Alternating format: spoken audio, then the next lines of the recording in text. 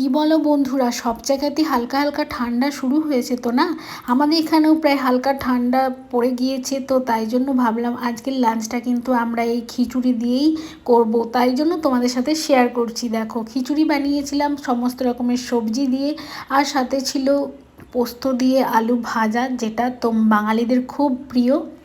আর সাথে ছিল গরম গরম বেগুনি, যেটা খিচুড়ির সাথে যদি বেগুনি না হয় তাহলে কিন্তু ঠিক খুব একটা জমে না।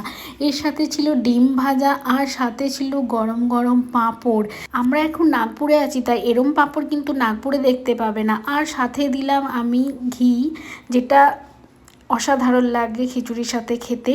তো আজকের লাঞ্চের মেনুটা কিন্তু ছিল এটাই। আরে দাঁড়াও দাঁড়াও, আর একটা জিনিস তো দিতে ভুলেই গিয়েছি, সাথে ছিল গরম গরম রুই মাছ ভাজা। তো বাঙালিদের এই কম্বোটা কিন্তু সকলেরই ফেভারিট। কি বলো বন্ধুরা? আমাদের তো খুবই ফেভারিট।